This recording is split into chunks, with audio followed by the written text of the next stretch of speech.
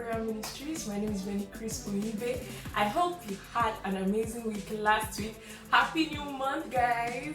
Do you remember how the book of 2 Samuel ended? It ended with David going to buy the threshing floor, and the guy that he was buying it from was like, "No, I'm going to give you for free because you're my king." And David was like, "No need. I'm not going to make a sacrifice to God that does not cost me anything." And that was how it ended. It was such a beautiful story. His act of sacrifice basically caused the plagues that was going on in Israel around that time to come to an end.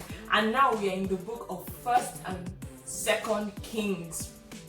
So going on from that, now David is old and his eldest surviving son is trying to take over the throne. He's trying to be king, and word gets to Solomon's mom, and so Solomon's mom goes and she talks to David and tells him this and that, and David is like, "No, Solomon's going to be king," and basically makes Solomon king before that guy, even before the other son even gets a chance.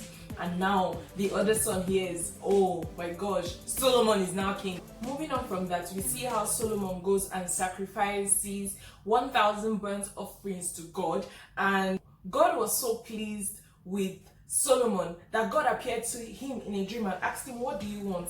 And all Solomon asked for was an obedient heart to be able to lead the people properly.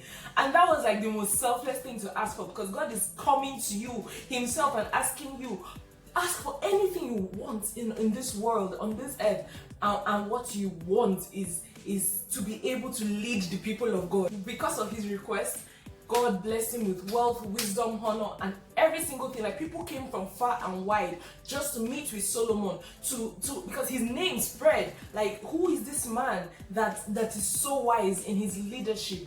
And that was the legacy he left. And basically, like, there was even a time where two ladies came, and they came with their children. Apparently one, I think she slept and rolled over on her baby, and the baby died. And so she put the dead baby next to another, maybe her co-wife or something, and took that woman's baby and put it next to her, the living baby next to herself. When they reported to Solomon, used a very wise tactic in order to be able to discern who was saying the truth.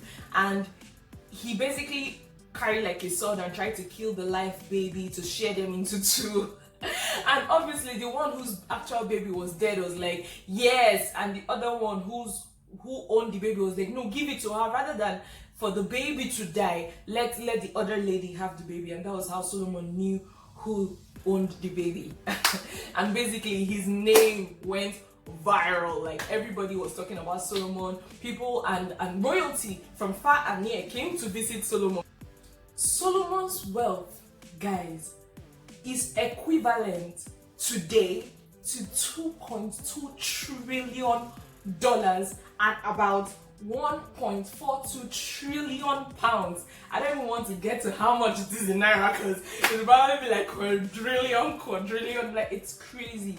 So literally, when God decides to bless him, and God literally does not hold back, till today Solomon is worth a lot of money. And would you be surprised? I mean, this is the God who created heaven and earth. There is literally nothing he cannot do if he wants to do it. However, this whole beauty now came to a downward spiral in chapter 11, in 1 Kings chapter 11, where Solomon, God had warned him and told him, don't marry foreign women, and Solomon, in contrast to what God instructed him, actually went and married tons of foreign women. They drew his heart away from God, and he did build a temple for God, he did, but he put more effort into building his castle. However, he did leave a legacy. Till today, people talk about Solomon and talk about his wealth, his wisdom, and that was from a simple decision to put God's people before him when God asked him to make any request he wanted. In chapter 11, Solomon dies. That's 1 Kings chapter 11. Then Solomon's sons just literally followed in his footsteps. Rehoboam, who had the opportunity to take advice from people older than him who knew better, and he did take advice from them, as well as from people who were much younger than him who gave him bad advice. but then he chose the bad advice over the good advice, and basically he was a terrible king and he frustrated the people. In chapter 17, we were introduced to Elijah, okay, and basically he was this powerful prophet that God used. He prayed for rain to cease, he challenged other gods, and he brought a lady's son to life. You know, when God sent him to go and meet the lady, he obeyed, and he went to the lady, and he was hungry, and he told the lady to just give him what she had in her house. And she was like, no, the food we have is literally what we just want to eat and die with. And she still gave Solomon, and with this God literally blessed her, and they didn't lack anything and they didn't die. Okay, and even when the son was about to die, God literally used Elijah to bring the guy back to life. Then we are introduced to Jezebel, and this Jezebel babe, like she literally was. Now I understand why the name Jezebel is so popular, because she literally, reading this book, I saw she had the devil's heart. She was very evil. She was Ahab's wife, and she killed God's prophets. She did all manner of things, and you know, when word got out about Elijah, she tried to kill him. Throughout his escaping Jezebel, God provided for him, gave him food and all of that, and at a point God told him to return. Now when he was returning, on his way he met Elisha, you know, and Elisha basically followed him and became, you know, left everything he was doing, became Elijah's protege. Eventually Ahab dies, and in 2 Kings you see it starts with Elijah, upon instruction from God, prophesying, you know, what was going to happen in Israel. In Elijah and Elisha's traveling together, you know, God was going to take Elijah home, and Elijah would tell Elisha, I think you should go, but Elisha would be like, no, I'm not going, I'm staying here with you. And he kept on doing that, you know, until Elijah told him, okay, if you're here when I go. Basically he asked him what he wanted. Well, Elijah asked Elisha what he wanted, and Elisha said he wants, you know, Elijah's anointing, and Elijah says, okay, if you're here when I'm going, then you will have it. And he was actually there when the heavens opened and a whirlwind came up and swooped Elijah to heaven. And so Elisha ended up getting, you know, double of Elijah's anointing. He basically performed all the miracles that Elijah performed, and then some. Like even got to a point, like when he was about to die, and he's, you know, people were running away, and they threw his dead body into, like, I think an open grave or something, and a human being was inside that was also dead, and his dead body resurrected the other person's body. You see the story of Elisha and Naaman. Basically Elisha instructing Naaman to, you know, a top army, a top general, you know, instructing him to go and wash himself in River Jordan, because the guy heard of Elisha's miracle and came to meet Elisha to ask for his healing because he had leprosy. And when he went, you know, at first he refused to go and wash it. He was like, why would I go and wash myself in that dirty river when there are other clean waters to do? And his followers, his subjects, they advised him, I think you should do this, you know, and basically he obeyed, and upon washing himself 7 times in the river, he got his healing.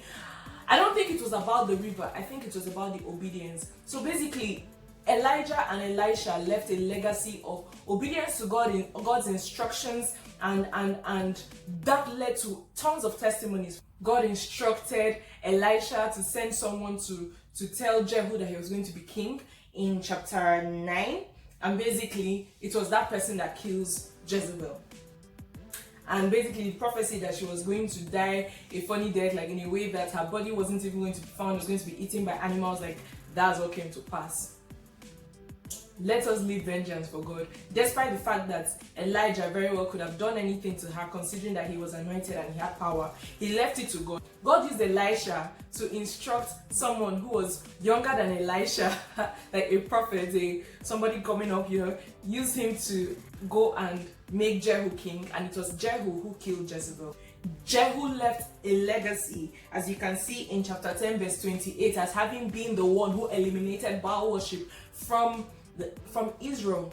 The final chapter of Second Kings ends like this. Basically, there is a siege over Jerusalem, and King Nebuchadnezzar comes, and Jerusalem is, they kill people, they take some people and put them in prison, and basically this was as a result of the common theme that was happening in First and Second Kings, and that common theme was idol worship. Kings, there were two types of kings: the ones who did what was right in God's sight, and the ones who did not do what was right in God's sight. And the ones who did not do what was right in God's sight, basically it was mostly idol worship. Like, that was what it mostly referred to, and then some other things. These were the legacies they left. I just want to use this book of First and Second Kings to challenge each and every one of us to when you leave, let it be said of you that you did what was right in God's sight, that you fulfilled your purpose.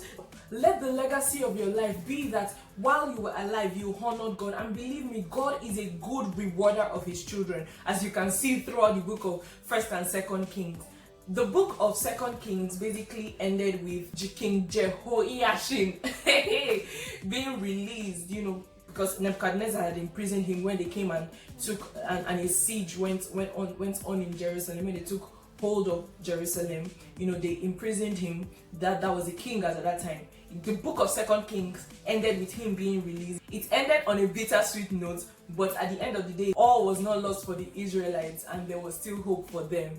If we learned anything from the book of First and Second Kings and the history of the kings that ruled Israel, let it be that idol worship brings disaster and obedience to God brings hope and reward. The number of kings that ruled Israel throughout the period of First and Second Kings were over 30, and the number of the ones who did not do what was right in the sight of God were about 23, were over 23. And the ones who it was recorded in the Bible that they did what was right in God's sight were literally just a little over 7. So I just want to use this to encourage you that make a decision today that the legacy you will leave when you die is going to be one that showed honor and respect to God. Please subscribe to this channel and share this video if it blessed you. See you same time next week. Bye.